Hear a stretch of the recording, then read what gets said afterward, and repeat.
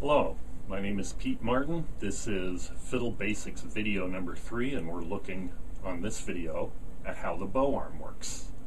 I would definitely suggest going through the first two videos on how to hold the instrument and how the bow grip works, because you need to have that fairly comfortable before the stuff in this video applies. One of the first things about the bow in getting a full smooth sound is most good fiddlers that you see that get a full good sound follow this. The two parts of the arm, the part of the arm from the hand to the elbow, and then from the elbow to the shoulder, are in the same plane as the stick.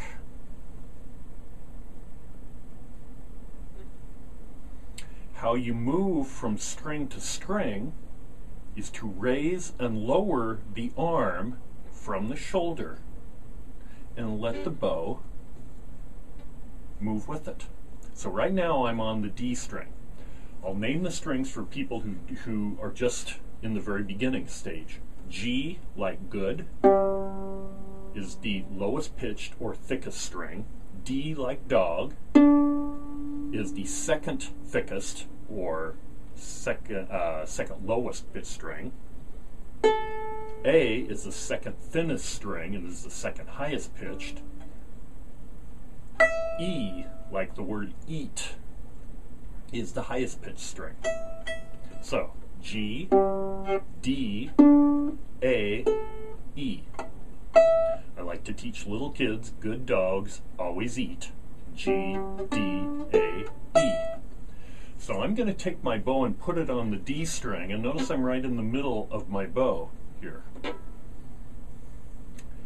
If I want, that's to prove I'm on the D string so you can hear the D note. If I want to go to the A string now, what I do is I drop the arm from the shoulder like this and let the bow move with it. So now it has changed planes and I'm on the A string. If I want to go to the E string, I do the same thing. I lower the arm till I'm on the E. And now if I do the opposite, of course I go the other way. Back to A, I raise the arm. Back to D, I raise the arm. And back to G, I raise the arm. Notice how I'm keeping pretty much the two parts of the arm and the bow in the same plane as I do this. Okay, I'll explain why we want to do this in a little bit, but this is one thing that I see almost every really good sounding fiddler does. So it's something really to strive for. Okay, here's an exercise that I teach people to accomplish that, and to also give your right arm, the bow arm, if you're right-handed, the muscle memory to be able to execute this all the time. Okay, I'm on the D string.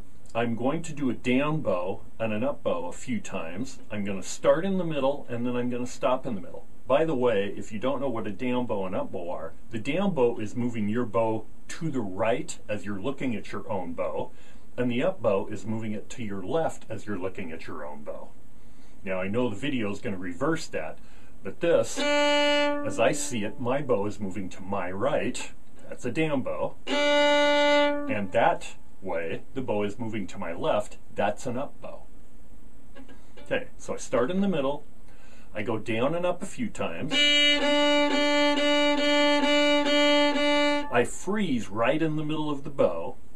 I drop the arm till I'm on the A string, let the bow come with it, and I freeze again for a couple seconds. Now I go back and forth. I stop. I freeze. Now I drop my arm and the bow to the E string. I freeze. Then I go back and forth. Stop in the middle. Freeze. Raise this time to the A string. Freeze. Now play. Stop in the middle, freeze, raise to D, freeze, play.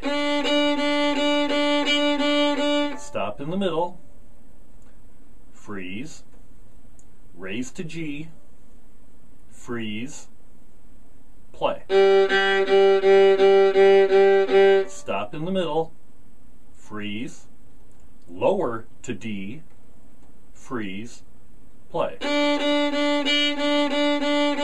And I would do that, I'll have people do that a number of times.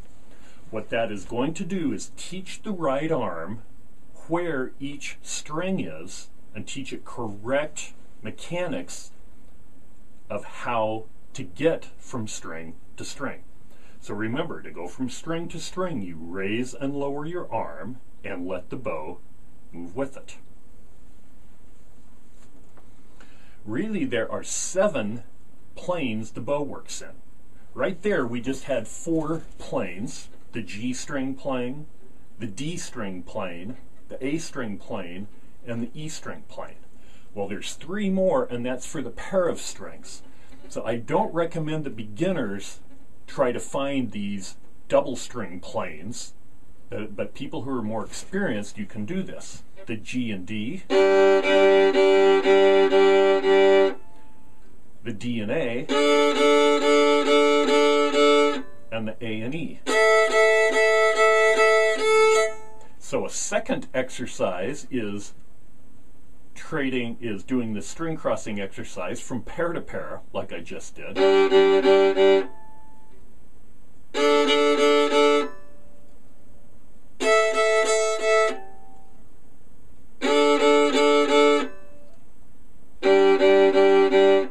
And then from 1 string to 2 to 1 to 2 to 1, and etc.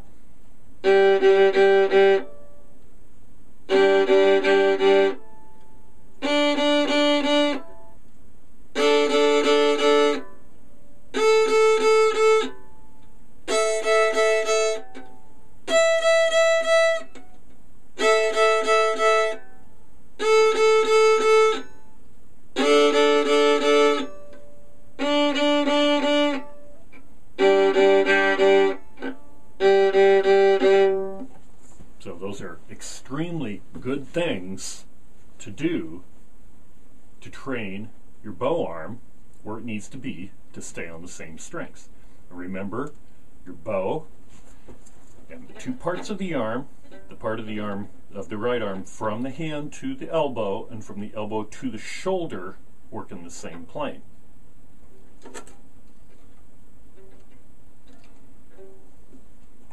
Okay.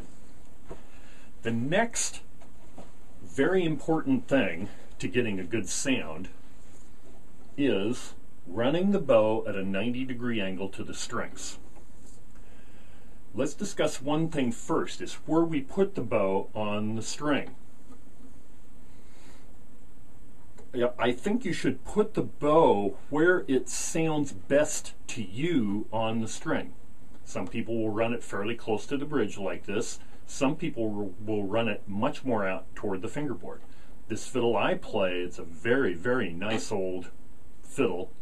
I can play it any place from the middle, right between the bridge and the fingerboard, toward the fingerboard.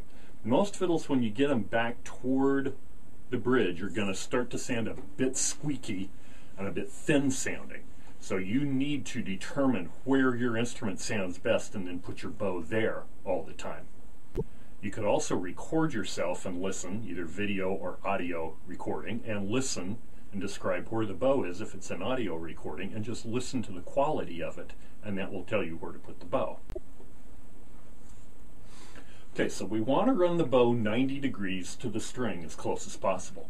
Now, nobody ever has the physical ability to run exactly 90 all the time. It doesn't happen, but really what we're striving for is to get as close to that as possible. So, if I'm running 90 degrees,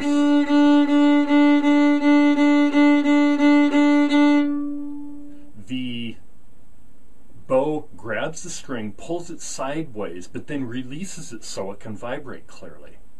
One of the things I see in people quite often in kind of beginning level to kind of lower intermediate level players is they don't pull the bow 90 degrees, and this is the result.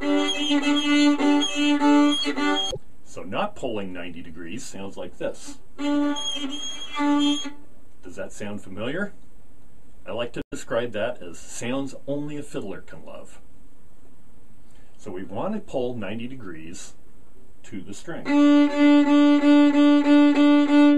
So the way to determine how to do this, there's a couple of them. One is to turn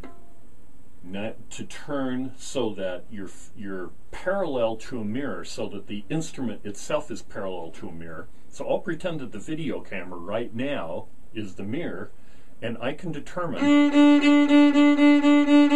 whether I'm running 90 degrees by looking in the mirror.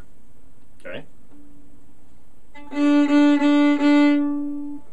Notice that when a lot of fiddling is, a lot of especially higher tempo fiddling, you're really only using probably about a third to the half of the bow in the middle of the bow. And if that's the case, our movement is totally from the elbow on the right side here.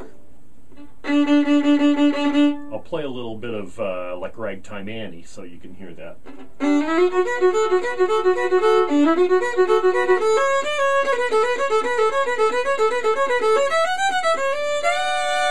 You can see really I'm just going back and forth in a little pumping action like this.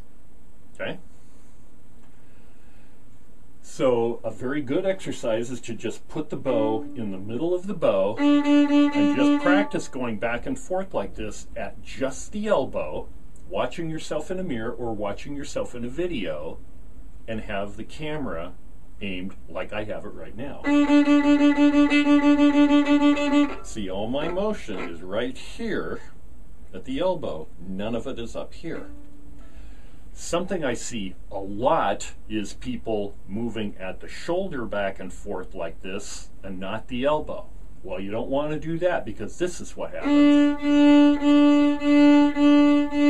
And the bow does not run at 90 degrees to the string. I almost never hear a good fiddler that uses that technique. So that's definitely something to watch. All right, how the basic arm motion works when you have all these things is the bow motion starts at the elbow and the wrist and fingers tail behind like this. This is actually a very good thing to do, is hold your arm up in the air and just do a very soft motion like this. Now my wrist is not floppy 100% like this, but it's loose and limber. It's not tight. So the motion starts here, and then this actually tails behind. And what happens is the motion is here, and then the wrist and fingers actually help to absorb some of the shock of the change of direction, like this. Let me demonstrate. If I do not have a loose wrist and fingers on the bow, let me demonstrate what that is. I'll play a little bit of that old tune, Devil's Dream.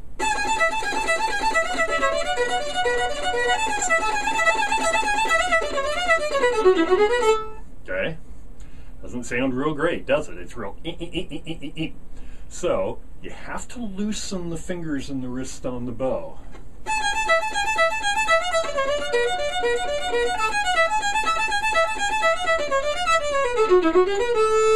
And it absorbs the shock of the change of direction.